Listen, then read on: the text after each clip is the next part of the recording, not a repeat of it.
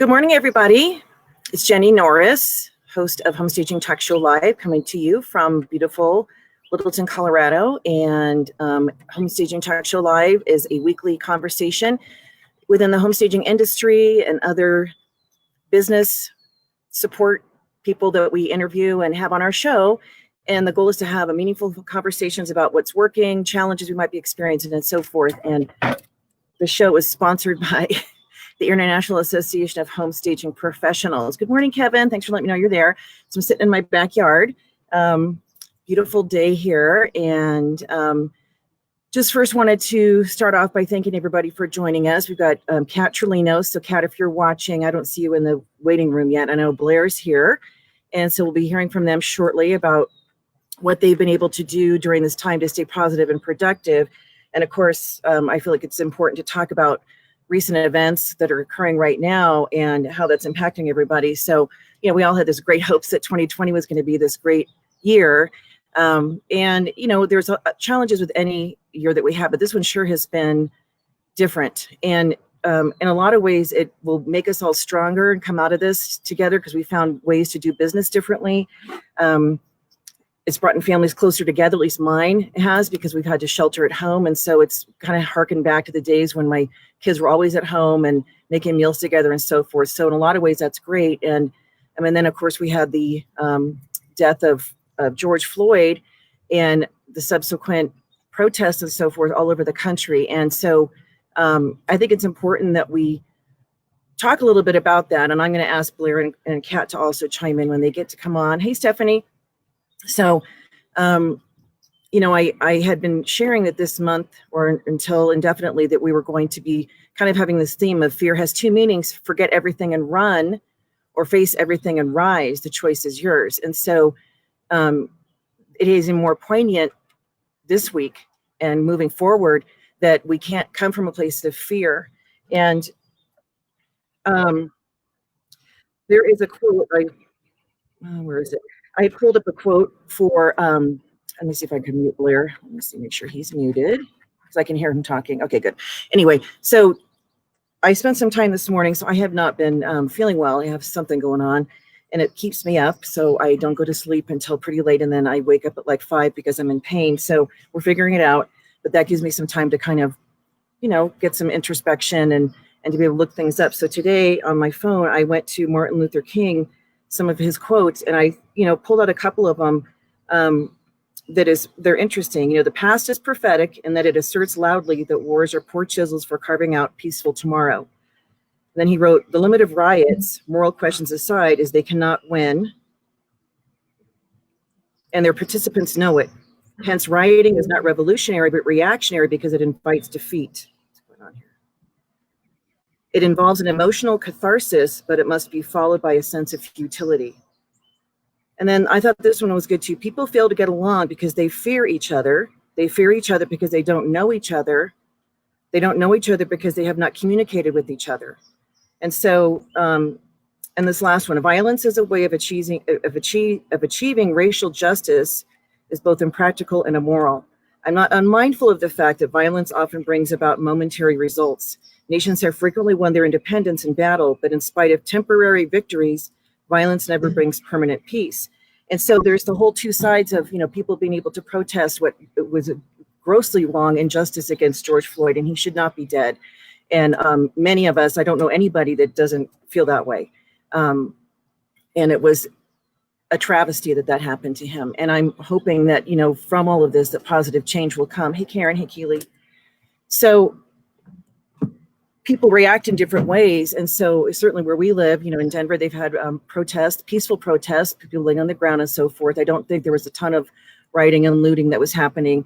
I don't like the group that is behind that because it's sort of hijacking the meaning of the protests. And so we don't want the focus to be on destruction, but on rebuilding and moving forward. And so we are working on something at IHOSP. I have our one of our board members, she and I have been in communication about an important initiative that we'll hopefully be able to share next week all around this. And I think it's really important to continue the conversation. I don't want what has gone on to sort of be like this big thing in, our country. And then over time, it just kind of gets overshadowed and forgotten about.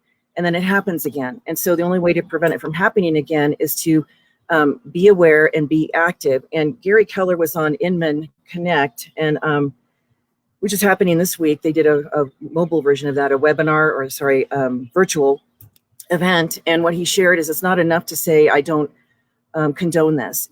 There has to be action behind it.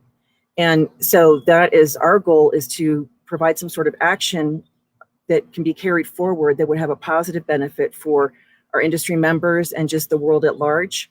So, and you know, social media is a really great thing, but it's also a really terrible thing in a lot of ways. This last week, I saw really terrible comments being shared, people attacking people, attacking their character, assuming that they know who they are.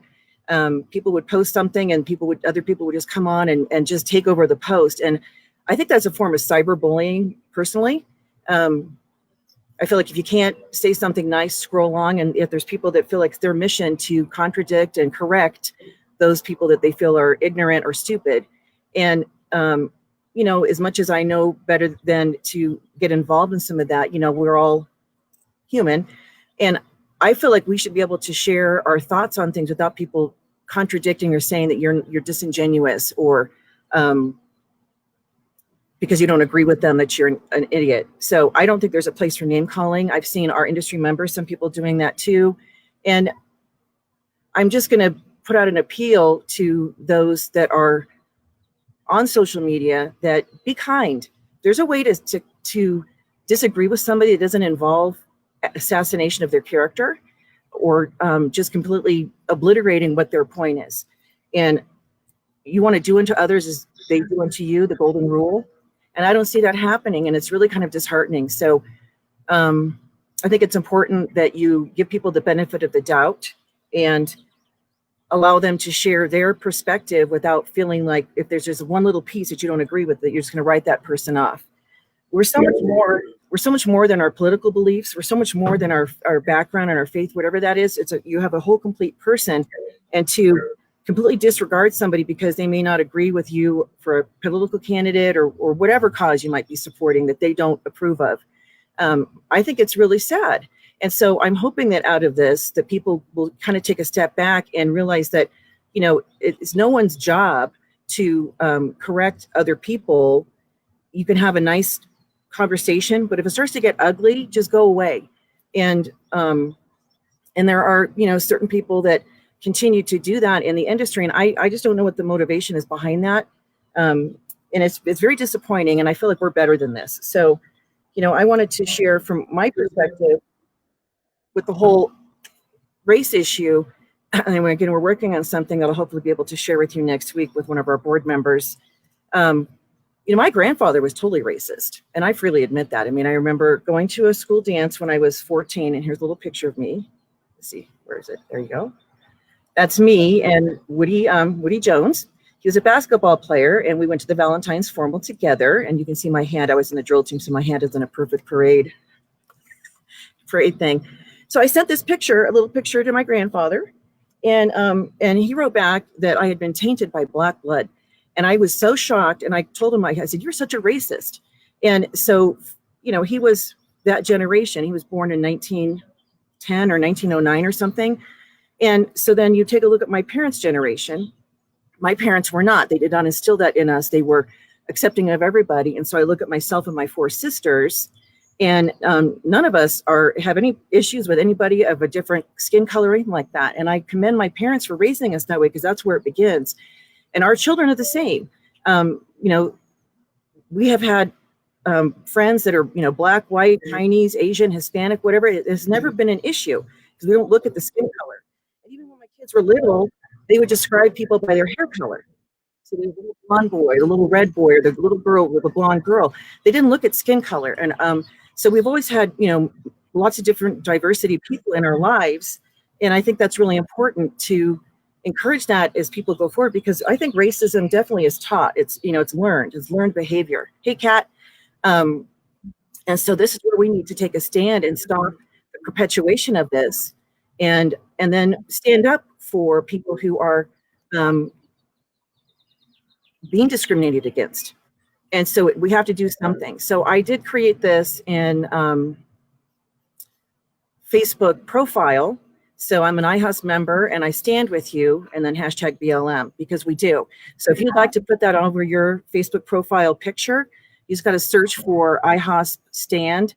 We've created several different versions, some different profile things. This is one of them. And then I did another one just for homestagers in general. If you're not an iHouse member or, whatever, just say, I'm a member of the home, I'm a homestaging professional and I stand with you. And there's another one, so you can look for that too. And I think it's important that we show our support that way, but also to take action. I also, when I was in, I kind of was looking back, reflecting, when I was in grade school, I was probably, I don't know, fifth or sixth grade. So I lived in Los Angeles and in the suburbs. And so our school at the time decided to do a joint program with one of the inner city schools in East LA. And so myself, my twin sister, and about 4 other girls were bused over to East LA. And I'm trying to remember if we only did it one day or if it was multiple times. I think it was multiple times, because it was like an exchange program. They would bring Black kids to our school, and then, we were white, we'd go to their school, and we had a routine that we did to the Beach Boys Beach Radio School at a talent show, and our principal wanted us to perform it for there, and it was well received. And we spent the whole day with these kids and attended classes together. And I never was afraid. I wasn't afraid to go over there. I wasn't afraid for my life. These were other kids. And if social media had existed back then, I know that we'd probably still be connected with some of those people. We would have remained friends. About skin color. And I think it was a way for the school to bring to get exposure from different cultures and so forth, and backgrounds. And that would have been in the late 70s, I think. I'm dating myself here. But an important thing, and so I'm kind of looking back, like how throughout my life there's been these opportunities. And then the last one that I was going to mention is being able to go to South Africa when I was in high school on a performance tour.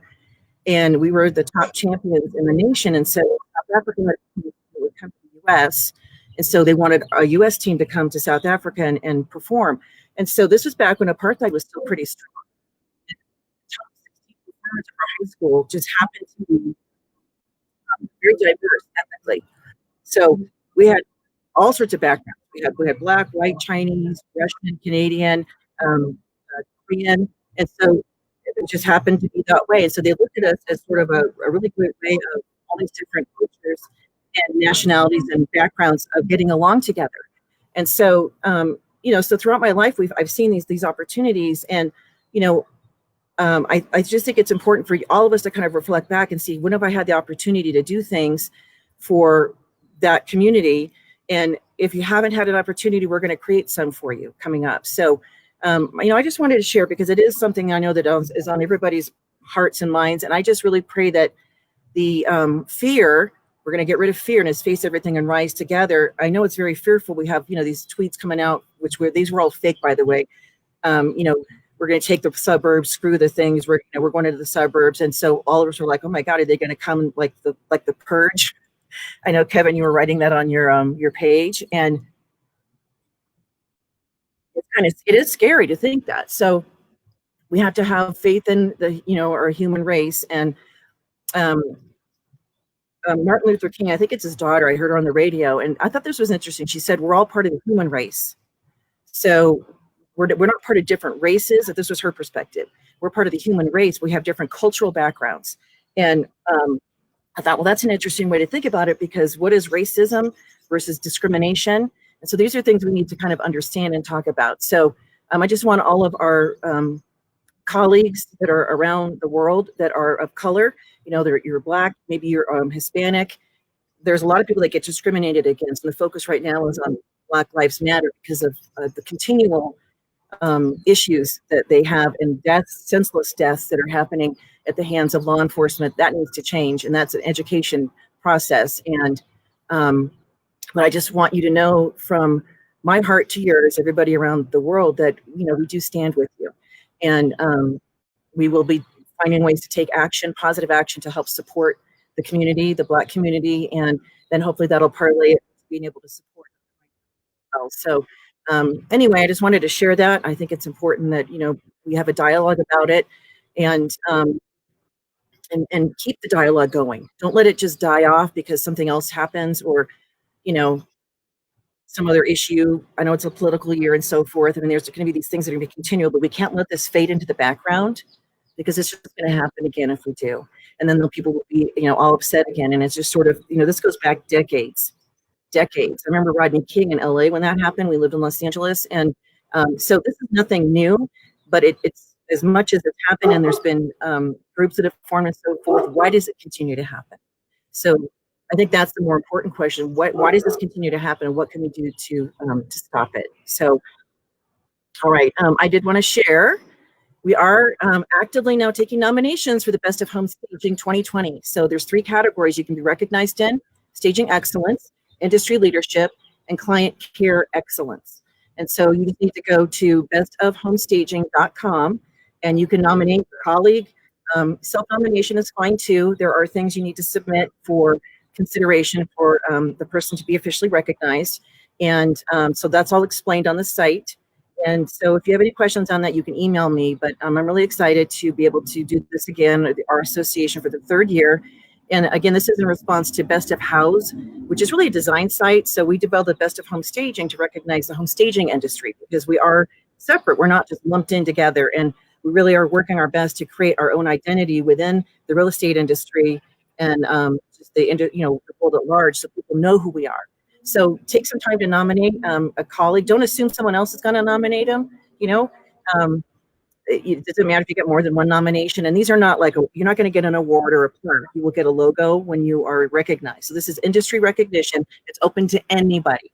Anybody. You can nominate anybody. They don't have to belong to IHOS. They don't have to belong to an association. They just need to be in the industry and be somebody that you feel represents staging excellence, industry leadership, or client care excellence. They do a really great job with their clients. And so we are really excited to be able to do this again. And it will go until July 17th. So we have about a month and a half, after which we will be sharing who the recognized people are. So, and this is global. It's not just for the US or Canada. So just anybody can nominate. And I look forward to reading all of the things that people send in, because a lot of it is really wonderful. The things that your colleagues say about you, the testimonials they have about why you're deserving. That to me is my favorite part to read. And so go ahead and take a look at that. See what the qualifications are. I did want to remind you that we do have the industry statistics. I have been sharing them.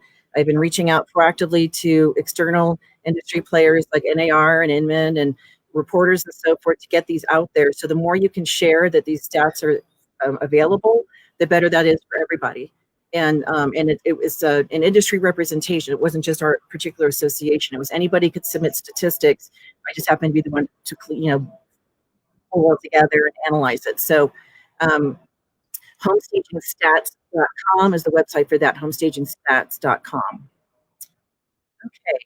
I did want to mention Amy Powers just taught another live webinar. I don't know if we'll get her to do another one, but they're recorded. And so been very well received. If you're looking to do short-term rental staging and it's a diversification and niche specialty for you, check that out. Stagingshorttermrentals.com. Stagingshorttermrentals.com is the website. And there's a recorded webinar you can take, and then there's some support information afterwards, pricing, spreadsheets, and so forth, and other information that is a supplement to the course. Okay, and then we have these other courses too that we've been talking about. You can still earn these. There are specials running on all of them. These are industry designations: buyer trend specialist, investor staging consultant, and luxury home staging specialist. So if you are interested in learning more about any of those, you can go to ihosp.com and check them out under education. And I don't think I have the logo for theirs, but Joanne Lynette Weary and Sandra Reyes have extended the color and design principles for stagers with a special price that is extended until end of June. And that's for IHOS members get the special price. So they join IHOS and save a lot of money versus the regular price. So get registered for that. I did pay for it, and then they actually giving it to me complimentary, which I didn't ask for, but I'm really grateful. That's really sweet. And I can't wait to take it. It is 10 modules that are 10 modules that are self-paced. All right. I am pretty much done with all of the announcements. Blair, there's I'm going to go and bring you in, but I think I muted you. So you have a lot of background noise where you are, people talking. So I'm going to just the people behind you, tell them that because I'm going to bring you in now, and I'll bring you in too, Kat. I'm going to bring you guys both in at the same time. Hello. Oh, hang on. I think Blair, you're still muted. Let me fix that. Hang on. I'm going to hide you, Blair, and I'm going to bring you back in. So and Kat, let's see. All right, Kat, can you say something? It says your mic is muted. Now it says it's gone. Can you hear me? Yep, I can hear you. And then Blair, I'm going to bring you back in to find you here. Hey. Okay, are you muted? Oh, yeah, I could now. There we go. Okay, perfect. So Blair, you're coming in too. Good morning. Can you hear me all right? Morning, Blair. I had muted your microphone because I could hear background, and then I couldn't see it because it was like same color as the background. So I apologize. Well, welcome. I'm going to apologize ahead of time. I have 3 painters in my house, but they're pretty quiet. So. Better than somebody jackhammering, right? Yes, yes. Well, good morning, you guys, and thank you for joining me and everybody who's watching. So thank you for tuning in, everybody. And please share this segment with, on your profiles. We reach as many people as possible. Those of you that are watching, we appreciate that. So interesting times. Wow. That's an understatement, right? Yeah. I mean, it's but it's I think it's good. I mean, it's been a big challenge for a lot of people. And the way people express things, maybe people don't necessarily agree with, however, but I think it's going to really bring things to the forefront that, enough is enough, and time to take action. So, go ahead and share some of your thoughts on the George Floyd death, and then we can move into just in general what's going on. What do you think, Blair? Who's going? Well, so we're dealing right this very second. I'm in Main Street in Plymouth, and they're having a Hang on, I can't hear you. So they're there you go. Protest here. Can you hear me okay? Yeah. Can you hear me? Mm-hmm. Okay. So look at what's going on is absolutely horrible. We all know that. And it's affecting everybody in many different ways. I'm sitting in Main Street. Jenny, you've been here. And tonight there's a protest going on. So now we're thinking, do we board the store up? Do we not board the store up? It's affecting us in this type of situation right now of what do we do? These poor people, it's awful. The whole thing is absolutely horrible. Amidst having the COVID-19 at the same time, it's awful. Right. Everybody's stress levels are over the top at this point.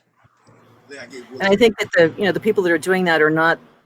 I can't speak for all of them, but in general, they do what they do because they're trying to call attention and they're intentionally destructive. You can read their mission statement on that, and yet that's not what the protesters for the BLM movement. They don't want that. And in fact, George Floyd's family has come out and said that he would be very upset if he knew that violence was the outcome of his death. And it's scary. It is, and I think with the protesters, they're not. It's not the protesters who are doing this that are doing the looting. It's other groups of people that are taking advantage of it, and it's a horrible situation. I mean, people have a right to protest and to say, and to help them mourn over the situation. Peacefully, and these, yes. And I was just going to say, Blair, I wanted to add that and just give kudos to all of the peaceful demonstrators, because this does not give honor to Mr. Floyd's. It's in vain for him. He would probably just curl to think, that innocent businesses and lives and people are hurt and devastated because, this injustice, violence begets violence. And I just want to give a kudo to the peaceful demonstrators who are doing it right to bring light to the injustice, and of course the media is not going to play big to that because that's not what they want, No. That doesn't. And I think some of the destruction and so forth, it really, certainly makes everybody else, you sit up and take notice, because I'm not saying that if it was only a peaceful protest that we'd all be like, okay, well, they're walking down the street and I can just go on and go to my Starbucks. I think it has definitely made an impact that people are paying a lot more attention. So in that regard, that's the only positive thing I can think to come out of it. But the people who have lost their businesses and been beaten up, because they're trying to defend their stores and so forth. It just isn't anything that we would ever condone. So I just think it's interesting. So Blair, I'm hoping that tonight is not anything devastating to your stores, because Right. And you have more than one store, or is just one store affected? No, well, apparently, so we're also hearing that there's going to be a protest in Mashpee, and we have another store down there, so it could be two stores. That's not good. Wow. More added stress to the fact that we're not even open yet, because in Massachusetts our governor hasn't allowed retail to be open yet, so it's a lot of craziness. Of pent up. I think a lot of pent up. Kind of like some force, I'm going to call it a dark force because I believe that, has capitalized on the situation from 100%. this to that. Yeah. The last few days of the protests I haven't seen a lot of reported rioting and destruction the last few days. They've been like peaceful.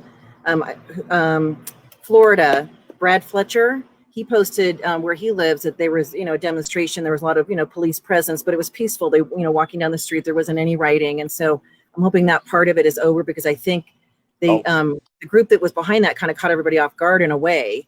And to the extent of letting it escalate out of control. And so I think now that the leaders in these various cities and states are making sure that for the most part things are, the destruction isn't going to happen. So that's what I'm hoping. I mean, Plymouth is a cute little town, and so I'm hoping that it's just. I'm interested in I'm surprised. Why did they pick Plymouth? Did they do Boston already? So they already did Boston, and there was a lot of looting in Boston. We have a good friend who I used to work for Circle Furniture company, and at 4:30 in the morning, she was there watching them loot all the way to the point where they did a wine store right next to her store, so they did not touch her store. Boston is massive devastation. They also went into Harvard Square as well. Yesterday they were in Brockton, which is many towns over. There was destruction done over there. Tonight is Plymouth and Mashpee. It's insane. It's insane. I as we're watching on the news, I'm not thinking this is going to be the next level of what we have to have anxiety over. It's terrible. Right. Well, I think on one hand, they can't carry a couch out on their shoulders, so I think furniture stores might be. Take all this other beautiful stuff, though. So but I know clothing and all that stuff. I know. So we'll see. Yeah. So we'll have to just hope for the best. I mean, you had security guards or people that would be outside, or? Oh, we just found out, my brother's here, and he just found out that it's going to cost an arm and a leg just to put the wood up. I mean, when I say an arm and a leg, a lot of money. So we'll see. The good news is we're very friendly with the police. The captain of the police station and the Plymouth police are very aggressive. So we'll let them do their jobs. That's good. That's all we can do. We're going to be sending out, energy of protection for you and all the businesses out there, really. Yeah. Of course. Yeah. I mean, so it's, anyway, so, I mean, in addition to what we're all doing to, cope with and address that issue, we also had the COVID-19 that we've all been dealing with, and, businesses were shut down and we couldn't stage. And so during this time that we've had a lot of time at home, what have you guys been doing to, stay positive, keep your attitude up, and then secondly, continue to be productive in your business? Kat, you want to go first? You want me to go first? Sure. I'll go first. So, gosh, what haven't I been doing? I kind of look at the whole thing really with these kind of just uncharted challenges to really life, but now just on an escalated platform to take care of my mind, body, and spirit. And to me, I look at that as the foundation, like the foundation of the house. And if I've got that in order, I'm going to be prepared for any strong winds and, really anything. And I think the whole really country or world has really experienced, similar things that I have, being able to connect with family, time to connect with family that you haven't. Jeff and I started a morning ritual. I think Jenny, I've been in the middle of renovations for about 7 months. We were on pause for holidays, on pause for COVID and all that. Now we're back to trying to wrap things up. But I had taken all of the cornices and the curtain, and I really thought it was, letting a lot of light in there, but we have a kind of a cornucopia. I have about an 8-foot fountain, and we've been in the last couple months. I think I've named about 7 different breeds of trees. We have a whole family of squirrels, and it's kind of our ritual in the morning to have coffee, and we name them. We watched a Netflix, Blitz, and I can't even think of the name of it now, but Chip and Dale were Baskets. That's what it was. I don't know if everybody's watched Baskets. Hilarious. But so we've named the squirrels, and I told Jeff the other day, I go, has that variegated ginger always had a bloom? What is that growing out of it? This bloom, I never realized it had a bloom.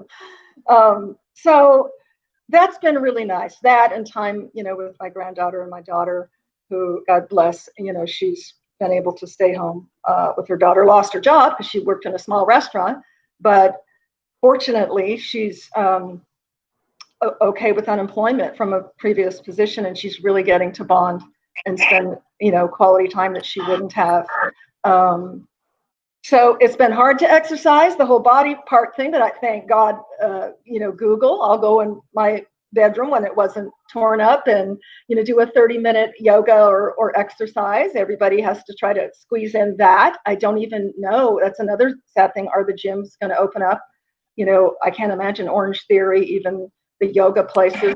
I don't know. I don't know on that. I'm embracing my gray and my curly hair. It was, I used to have straight hair. And now I'm going natural. Because Are your hair salons still closed? No, they open, but when I started to have to mask the growth, I had to do curly because it would, and then I'm like, you know what? You're going to see me gray in another year. Yeah, silver. I'm sorry. My daughter said silver. I'm going to be silver. But you'll have, I know you'll have some fashionable stripe of like fuchsia or blue or something in there too, just to kind of be fun. Well, I had a couple stripes put in. I don't know if you can see, just to kind of balance, because we got to balance the silver top, and we'll see how that all pans out. So, but I'm not ready to do that. So I've got my brown hairspray that. That's what I started with. This Revlon, somebody on Facebook about the spray, and I'm like, this is the bomb. But then I had to wash my hair so often. I'm not used to washing my hair. So I'm a tad few years older tthan you at 68 years young. So I'm ready to do it. Yeah, I'm ready to do it. I know. And you're going to rock it too. I'm going to do something. It's either that or I'm going to shave my head and do a silver buzz. But I don't know that I would want to do that. I like long hair. I like versatility too much. That's in the 80s. I did the short hair and I loved it. My natural curly hair was totally cool with it. But I like to do a hat and do a pony and do a braid. I just get bored with myself. Basically. Business-wise, and I know I'm taking a lot of time here, but business-wise, I really believe in education, whether I'm teaching or learning. I love to learn. So I finished my 3rd color certification. As Joanne Lynette Weary says, and she was the first one I took. That class is awesome. By the way, you need to sign up. She's got a formula that's just amazing. And as Joanne says, color is complicated. So what I found out as I took color and when I finished the 2nd certification and found, connecting all kinds of dots, was that color is complicated. So, I found the time to finish. I had started my 3rd course and I finally finished it. I just signed up for a really in-depth Instagram makeover class from a great gal called Kat Karoy out of the UK. Because I thought, I need to learn Instagram. I just would like randomly post and I didn't really know how to use it. And so it takes a lot of homework, and I'm learning all kinds of new systems within it, but it's going to be empowering. So I'm trying to gear myself up. Database, I'm doing, I'll sit and watch TV and put in 100, database to go into MailChimp. I've got thousands of cards. I've never gotten them in my database. Shame on me, right? We know a business can be pivotal on what you've got in your database, especially with the digital age and really going even more digitally. So have you been staging the whole, have you been able to stage the whole time? So I know Texas, did it shut down for like 2 weeks or did it keep open? Well, the first 2 weeks was okay. We were slower. My very productive agents had, one of my gals had 16 listings that all said, we're going to hold off. So I was able to do minimally on the vacant. Of course, we instantly ramped up, and I spent a week learning Zoom. And so I've been doing consultations, design consultations, CE classes through Zoom. It's the new way, right? So, but yes, our business personally, the vacant side of it has drastically been reduced. We're just noticing the last, I would say, 3 weeks, the requests are coming in. Unfortunately, I've had, some, I've got a stager that'll do it for half the cost. Okay, well, go with that, because I got to stay in business. Yeah, I don't want to pay you for the privilege of staging your house. So I really miss it, but I'm not going to pay you to go make your home look like a model. Right. Sorry. But, yeah, I mean, yeah. And how about you, Blair? What have you been doing to stay positive? So first of all, I'm a very positive person. So, and we've been very, very fortunate. I'll never forget, it was the day before my birthday, March 16th, and I had to walk into our office and start telling people we had to furlough them. And it was, it was a very trying time. We had over 30 employees, and we had been watching what was going on, and it was time to tell them they had to be laid off. And it all came to a shock to every single one of us. But we did it, and we closed the entire company down, and Will and I went home.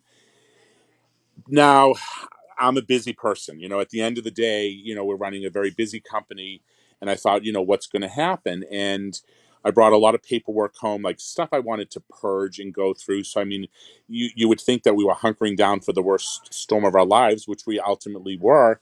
And I filled the car up with all this stuff, and and every day I would get into a routine at home. I would get up, I'd go through all this paperwork. We stayed in the house literally for 2 weeks. We had food delivered. We used all these different services that we had never used before, but I kept productive. I mean, it was very important that I was going through all this stuff. And then, at one point I said to Will, I said, we can venture out of the house. And I said, we can go to work. We have offices. The employees are all gone. So I said, it'll just be you and I. So we went into the warehouse, and we kept busy every single solitary day. We started cleaning the warehouse. I emptied everybody's offices out. I rearranged their offices. I used it as a time to go through our processes. I mean, our billing process, stuff that I hadn't touched in years upon years upon years. And then luckily the phone started ringing, and our projects that we had, so our interior design projects that we had been working on, our clients called us and were placing orders with us, and we weren't trying, and it was great. So all of a sudden we started placing orders, and then all of a sudden the phone is ringing for both stagings and destagings. So we had to go and do the destagings, and we started to do some of the stagings. Here are Will and I on the force of doing stagings. We hadn't done that for years, and we brought our 2 truck drivers back, and it was all of a company of 4 of us, and it was pretty cool.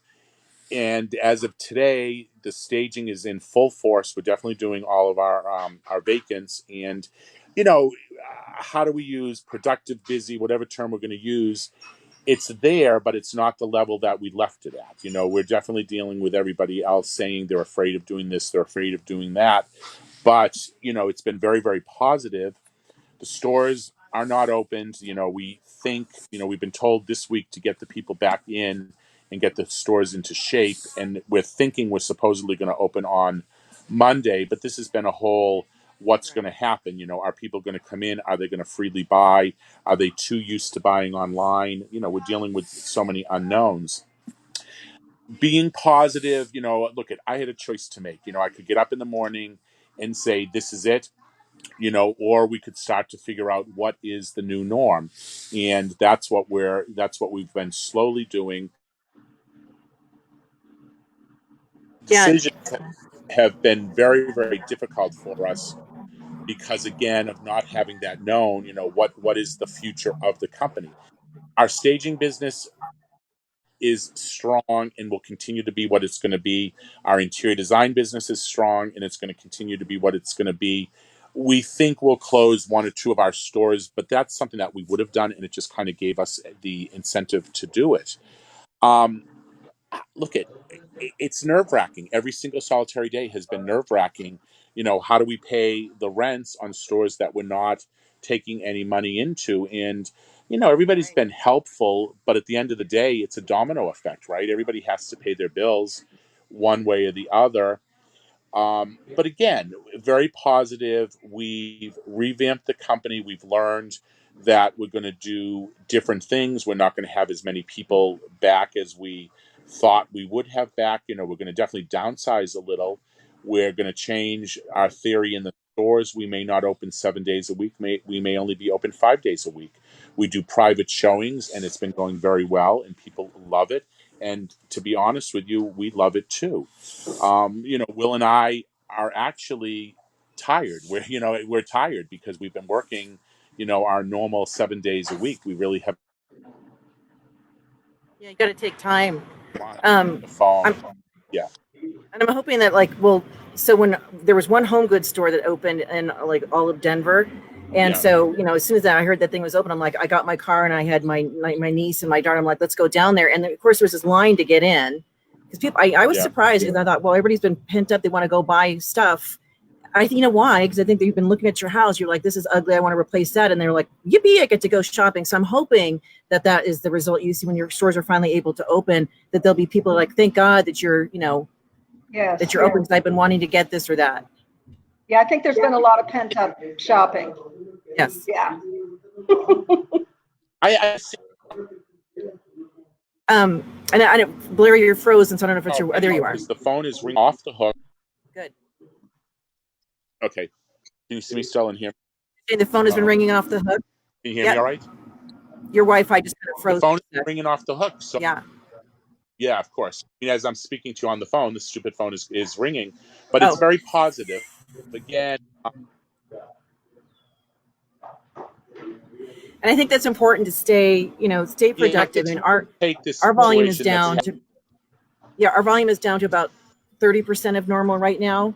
So March was a regular month, and then April and May, a lot of proposals, and then either they chose not to stage, or because there's so little inventory right now, at least where we are, it's one of these a hot market again because of people haven't put their houses out. So a lot of the perspective, well, we don't need to stage; it's going to sell anyway. So we're dealing with that. And we've got that here. Yeah, we do as well, of course. Yeah, and we're doing actually building out the warehouse more this week, adding a whole nother line of commercial shelving. It's going to wrap around because we were not taking advantage of the vertical space. So I thought, well, we're going to go ahead and take care of that. And I got a truck this week. We're leasing it, and so we've been working on that so that we're prepared. And a lot of this also will just getting that in-house alone will save, I don't know, probably a couple $grand a month off of truck fees that we were paying. Right. So anyhow, so being able to be ready when the market opens up more, I think is important. And I think the slow being forced, basically all of the world pretty much was forced to slow down and be at home and kind of get a perspective. And so I'm going to be curious to see if we're going to just return to business as usual and everybody on their phones and no engagement, or if it's going to be people realize that they really liked this time for its perspective, not the fact of losing jobs and losing money and so forth, but just the ability to not have to be go all the time. Yes. We took advantage of that too. I mean, it was time to purge. It was time to reevaluate what we've been doing. And it was wonderful. It's like I said, we took the negative situation and turned it into a hugely positive situation for us. Blair, did you or Kat, did either one of you guys get PPP or EIDL loan? Yeah. So this has been a learning experience for us. So I have a great banker, and our banker would call us or he wouldn't call, he would text everybody, oh, the money's coming, the money's coming, the money's coming. Well, the first round of PPP, we did not get it because we discovered, as everybody else did, that these banks went after all of these big companies. So I have a small loan with PayPal, and I had received an invitation to them the second round, and we got our PPP with them. So we were able to bring back people, and we have about 10 employees back. And then we also did get the EIDL loan as well. So we were fortunate enough to do that. How about you, Kat? Did you apply and So get for in? me, because we don't have employees, all of our team is 1099. And, you know, Jeff and I talked about, we really didn't want to get in debt and have to pay back anything. And I think the primary thing is we may not have even qualified. But then I heard actually on Facebook from someone, I don't know if it was on a string you were on, Jenny, or what, that folks, you know, Trump had talked about it in the beginning about folks like smaller businesses who have 1099s. You know, I'm like, we have nothing, you know, and Right. no unemployment, no help from the government. And I heard that because I said, Jeff, go on and apply for unemployment, and we got it for unemployment. Yeah.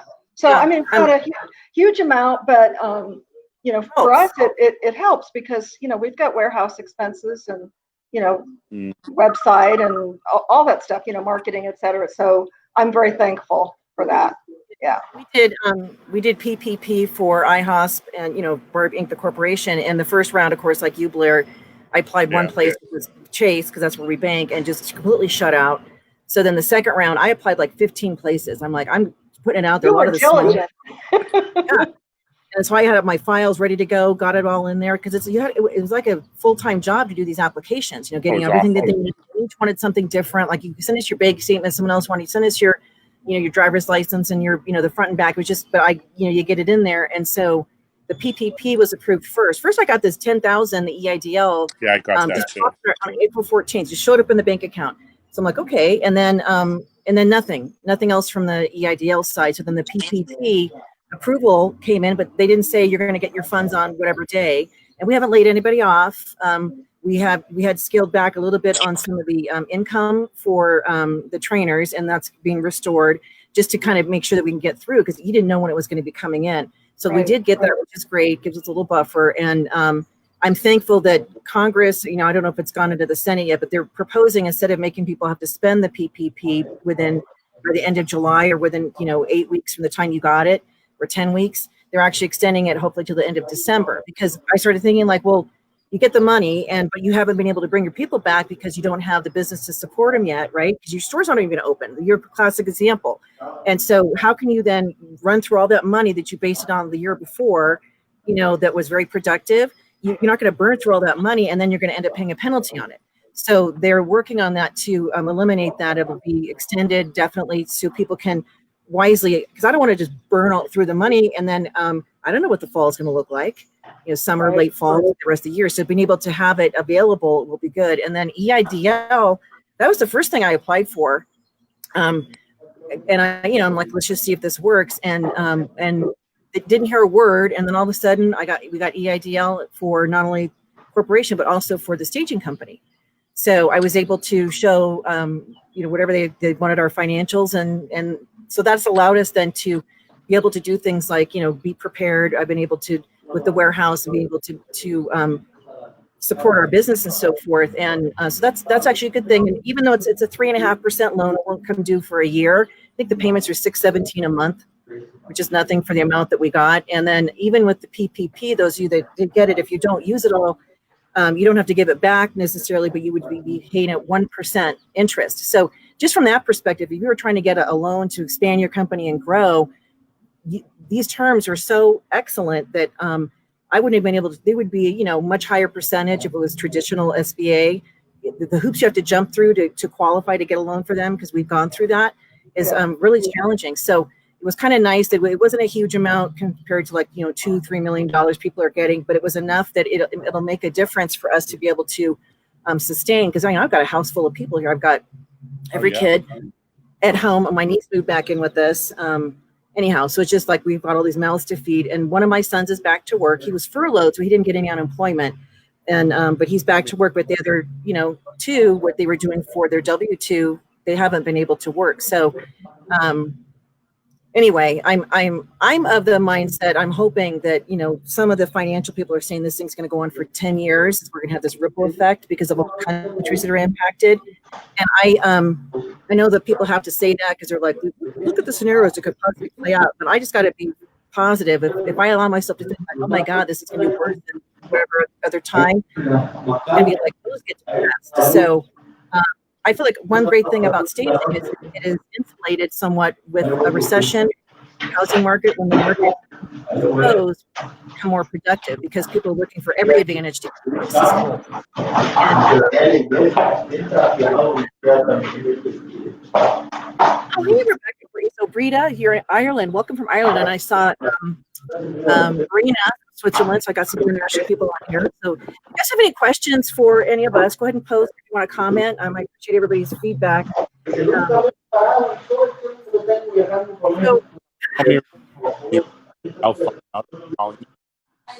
We have about 10 minutes left. So do you have anything else you guys want to share about as far as what you think the future is going to have? Like Kat, for example, in Houston, and we're closed till the end of the year. They're not reopening in Houston. I don't know if you knew that.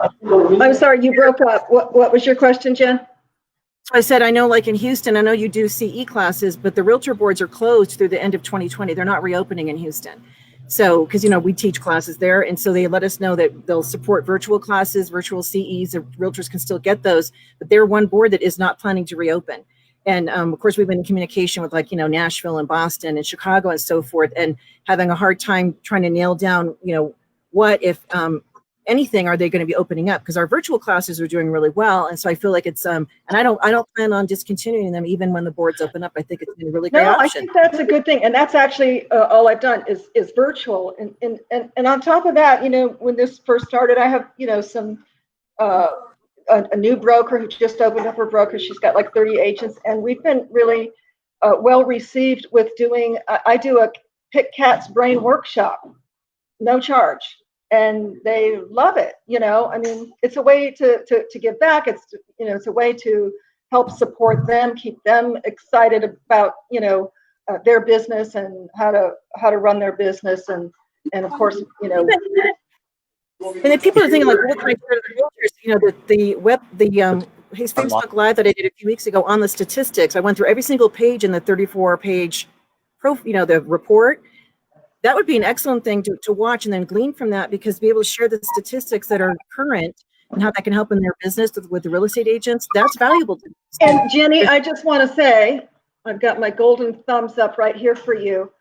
Oh, that's awesome. Yeah, because I went through that. I told Jeff, I need you to go through that. I said, my eyes cross when I look at statistics and graphs. That's just, the right brain, whatever. But some powerful stuff, really powerful, impactful stuff that you can glean out, to prevent the eye glaze. But that, and especially, I always tell my realtors when I teach classes, your clients are usually going to have a right and a left brain. Typically, it's the man that's left brain, not always. But there's going to be the analytical, then there's going to be, it's usually the woman, sometimes not. Oh, I love staging, I watch HGTV, and she's all excited. And he's like, yeah, it's not going to do anything, save your money. And so, you always have to address both sides of the equation. And so, really hats off to, I don't know how long it took you to compile that and put that together, but great job. I think we can put it in PDF element maybe and separate it out if we wanted to, just do a one page. So actually, we did that if you go to homestagingstats.com, on that I actually saved it as a PDF, and then I turned it into a JPEG. So every page is an image. Awesome. As well. I did not know that. And then we have all the little, the various graphics that just kind of pull out some of the statistics and highlight them. And so those are for everybody to use. And then the infographics, there's the ones for the real estate agent, what the pricing is, consultation and so forth, and how it can help them. And then the other two are on the consultation process, because people don't know what we don't tell them. So those are all available for anybody. Great as well. Yes, that was awesome, Jenny. And I think, thanks for reminding us to really don't keep that a secret. Share it, because it's Garrett. just going to elevate, our whole industry, with. And I think the pricing piece, I think, is crucial, because NAR will be coming out with their survey next year. Again, they do it every other year, every odd year. So I don't want to see $500 as the average cost for staging again. We can't be doing that. So our goal is to get the word out, and so everybody watching, use the stats for your business, put them in your proposals, the images and so forth, because that resonates with people. And was this nationwide, Jenny? Was it? Refresh my memory on how it was nationwide. Yeah, well, it was mostly, North America, and then there were a few people from Europe that did submit as well. And so, collectively, it was a nice snapshot, but I would say predominantly for for North America, for sure. Okay. Yeah. Perfect. And, and the way to get statistics, even for your industry, just have people start tracking them. So I've been asking now all of my clients, like when the houses sell, how many days to go under contract, and I'm keeping track of that on a spreadsheet along with the house itself. And those of you that are staging, by the way, having to wear a mask, oh my God, I had to go out last night to, Awful. there's sort of a snafu that happened because I'm not normally out in the field, but I had to go to a house. I got there at like 6:30 and we left at about 8:30. And I hate wearing a mask staging. My whole face is just like sweating because you can't breathe. And then gloves, my hands, sweating, and I can't wait for that to be over. Well, I don't think you need to wear gloves as long as you don't touch your face. I mean, we provide them for everybody. I even made bandana ones for my team. The first occupied consultation I did, it was a big home, about 4,200 square feet. And I did the whole thing, disclosures and this and that, and please, be prepared with gloves. I showed up, husband and the wife and the realtor all had masks on, and I'm trying to open, like to talk and to breathe like this. Right. And she's like, we're not really used. And I go, you know what? If you're comfortable without masks, so am I. We'll just practice the 6 feet distancing, and I'm good with that. Because wow, I feel so sad for restaurant workers. We took a few days off. My daughter whisked me to the local beach and spent 4 days on the beach. It was a real nice way to de-stress.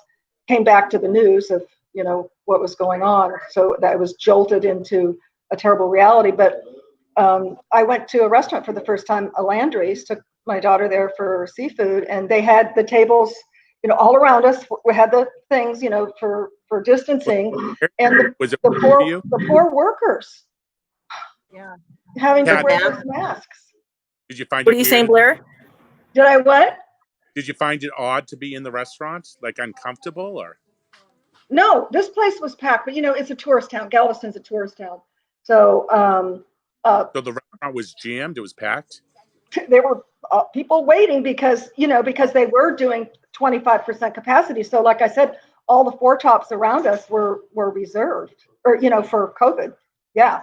In our area, you can go to a restaurant. They have the 6 feet separation, so you don't have to. You can be talking, but if you get up to go to the bathroom, you got to put a mask on before you walk around. So they're, I think every state seems to be doing things a little bit differently. Yeah, every state, every city. Yeah.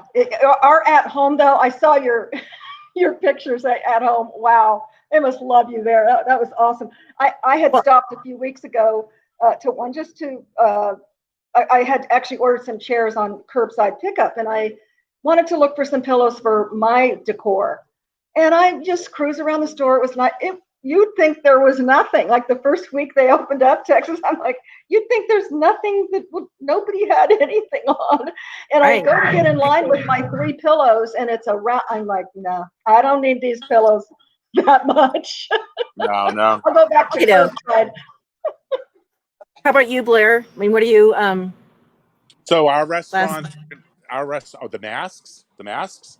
Oh, I can't. Or just in general, like what perspective on everything, and the masks and restaurants and future. No, it's making me nervous. So the mask. First of all, yes, wearing these masks, I can't even breathe. So that becomes number one. The restaurants again here are not open. Their next phase is that they're only going to allow people to dine outside. So we're fine with that. You're going to be outside. I think I would be a little nervous right now going inside the restaurant, but you didn't have that problem going inside the restaurant. You weren't nervous, no?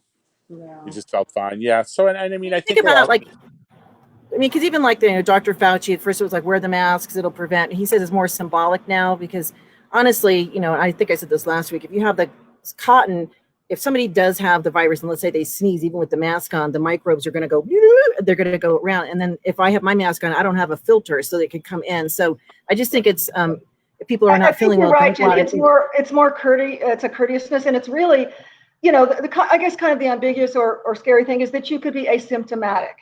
Right. And so you're wearing it just in case you're asymptomatic and, you were to sneeze. I don't know. I agree with you on that. And the bottom line is we all touch our faces probably close to 200 times a day. I know I do, between nose, eyes, everything. Right. And we certainly have raised our level of consciousness on hygiene. I've always been very hygienic. I switched to paper napkins in my, powder room long time ago. Yeah. But it has raised a level of consciousness of bacteria and how things transmit. Right. But yeah, the masks. I need one that's got oxygen. Well, I mean, it's just an air conditioner, so you don't like a de-sweater, because it's like this whole. I'm surprised that I'm afraid that I'm gonna like break out. You're gonna see me like pimples or something because of the sweat. It's just that awful feeling. And so it gives me a lot of appreciation for dentists and any of the medical people that have had to wear these all the time. Yes. I don't know how to do it. Yes. You have a fashionable one, Blair? What do you wear? Of course, I have a fashionable one. Of course. Of course. I have multiple fashionable ones. Yep. Beautiful white ones, and then a friend of ours is making us ones for the 4th of July. So yes, of course. You can have your name. You can have your company name printed on them. I looked into that. They were like $17 a piece. It was like logosomething.com, and so they were just white. And you put the logo on it, and of course our logo has like 4 colors. But anyhow, the price, it was like for 10 of them was the minimum. It was like $200, and I thought, no. I told one of my assistants, because she's quite handy. She makes those books like you were. She makes me those books, different things. And I go, when this first came out, I go, Elizabeth, you could start a whole new business. She's like, oh yeah, I'll get rich on that. Well, honey, I think you probably well, they get good. And the thing is, people that are making them, like some of the people do like hair bands, like rubber bands, and they're putting them for the ears. Well, those just go like this. They do. So I made some out of bandanas, and they do. They're way too hot because you have to fold the bandana and tuck it, and they do make you look, kind of like that. They hurt the back. So the ones that are elastic, I think, is better. And then a gal was making them have like a little nose bridge. There's like a little like a bendable thing. So that design I think is better. So who knew we'd be talking about? So I think you should invent one, Jenny, that has a little fan inside. A little fan. Invented one with a flap. For your phone. I think I'm going to do that because they have those little things you can plug into the top of your phone, and it's like a little fan. Yeah. So why couldn't you have like a little battery pack and this thing, and then just have it like we'd be around your ear, we'd be blowing like here, so you don't have this total sweat ball. Yeah, I mean it's just insane. It's absolutely insane. What's that? Please let it go. I love your store, Blair. I just miss everybody, and can't wait for the time that we can all be together. I think I've been shopping in that store. You have. Yep. Well, we are working on some really cool things for online with the store. So we have the Matterport. We have this new camera, and it's a Matterport. You guys know what the Matterport is. Oh yeah. So you're going to very shortly see the store online. And then you literally, you take your finger or you take your mouse thing and you go into it, and then you can pre-measure everything, and everything's going to have a price on it, and you just click it, and you can automatically put it in your cart. So we've been working on that. I know, that's exciting. My wardrobe is on your floor, so I need to shop. A lot of the things I have that I just love, they're very unique. I bought at your store, and so I'm like, looking forward to it coming in April. But that'll be fun. So let us know when. We'll make sure to share it. And you know what, Blair? Yeah, we will. I definitely will. You should do a feature item, like a tickler item, because I love a lot of your decor stuff too, and even jewelry. Right. Jewelry at your place. Like you could do like a leader item or a feature item of the week or something. That's sure. Awesome. Look at you see all that? That's great. Yeah. Consciously, and that's great. I love it. I love your story. All kinds of new stuff. Great job. So gorgeous. Got to wrap it up. I just right. We'll be praying for you there. So I'm hoping that the stores you guys are safe tonight, and the stores don't sustain any damage. And I'm just appealing to people out there, just there's ways to protest and ways to get attention that doesn't require taking something from somebody else that's also suffering in different ways. And so, now I appreciate you guys being on the show. All right, good to see you. Yeah. All right, Yeah, we'll talk I love to you guys. Nice And to see you both. thanks everybody for being Bye, on. guys. Take care. Bye. Be well. So everybody that's, thanks. So we'll be back next week with another show and more guests and insightful interviews and so forth. And so if you, by the way, have a topic you want to hear about, just email me, jenny@ihosp.com. And, you know, because you are my audience. And so I want to make sure that we're providing the content that you want to hear about. So thanks, everybody. We'll be back next week with another show. Have a great rest of your week. Be kind. Take action that's meaningful. And we'll hopefully have some great information to share with you next week. All right. Thanks, everybody. Bye-bye.